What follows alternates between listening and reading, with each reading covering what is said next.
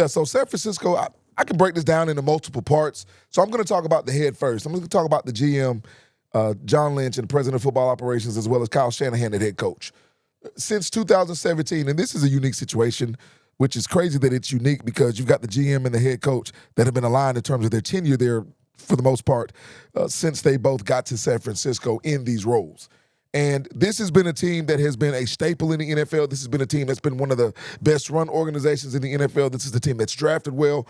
This is a team that's really assembled talent and have had great talent, but we understand what they haven't achieved. But look at this. Since 2017, overall, they're 91-72, 82-67 in the regular season, and 9-5 in the playoffs. This team has been to 4 conference championship games since then and been to 2 Super Bowls. And a lot of what people like to lean on is that they've lost 2 Super Bowls, and I can't disagree with that. They've lost 2 Super Bowls to the Kansas City Chiefs. And remember, the Chiefs have been to multiple Super Bowls and have been one of the best organizations in the last 20 years in the NFL. So take that for what it's worth and take that for what you will. But this is what I'll say. First, when it comes to Kyle Shanahan, a lot of people are saying now I hear that he's on the hot seat or Kyle Shanahan needs to win a Super Bowl or he doesn't deserve to have the head coach's job in San Francisco. He's lost 2 games in the biggest game of the year that he should have won.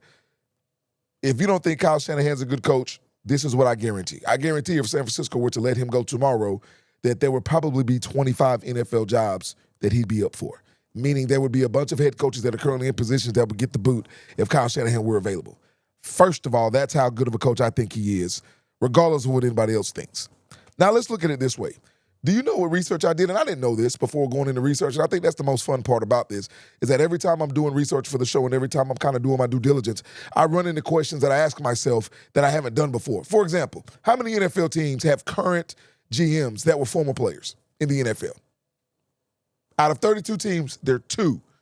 The San Francisco 49ers would be 1 with John Lynch, and then the Carolina Panthers with Dan Morgan, right? A linebacker that was huge for that organization as well. Why am I bringing that up? I'm bringing it up to sort of go along with Kyle Shanahan being let go. John Lynch was a former player, not just a former player, but is a Hall of Famer, so he understands the process. I don't think John Lynch is somebody who's going to look at a situation and say, hey, we've had a couple of lean years, or we didn't get over the hump, we didn't get the job done, we need new blood in at head coach. I think John Lynch believes that Kyle Shanahan is the best person for this organization. I think John Lynch trusts Kyle Shanahan more than he may trust anybody else in this organization. I think they work well hand in hand. I think John Lynch does a great job of helping to assemble talent and helping to bring it in and then letting Kyle Shanahan run the day-to-day operations as a head coach should. I think that's where they are regarding that dynamic. So what I don't think is I don't think that they're in the position of looking at anybody outside of Kyle Shanahan unless something drastic happens in terms of that organization. They're in good hands in my estimation. And I'll say this about San Francisco. I really want to talk about the state of them because I overlooked San Francisco last year. Not because I didn't think they'd be relevant. I thought they'd be relevant. I just thought that their window would close. Now, if you want to say, well, bam, you were actually right because they lost in the divisional round. I didn't really expect San Francisco to get to the divisional round last year because I knew the contract issues that they had, even with Trent Williams, who's still on that roster, one of the best left tackles in the game for so long. But I also knew that they lost a lot of people because they were so good early on, prior to the Brock Purdy extension, which I'll get to in a little bit. So they were that good then, but you can't pay everybody.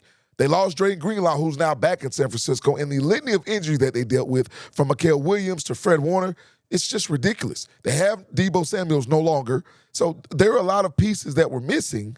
But yet this team last year, amid all the injuries and all the tribulations with Brandon Ayuk that I'm going to talk about in a little bit, they still managed to get to the playoffs in the toughest division in football and beat the Philadelphia Eagles, the defending Super Bowl champions. Now, they got ramrodded by the eventual Super Bowl champions in Seattle, but who didn't really last year. So in my state of mind, that's kind of where San Francisco is in that regard. They're very strong even amidst all of the issues. Now, here's another thing about San Francisco. When I say that they've been great in some areas and terrible in some areas, to me, here's the epitome of that. In 2021, who they draft? Trey Lance, number 3 overall. Probably one of the biggest swing and misses in the history of the NFL. It happens in the draft.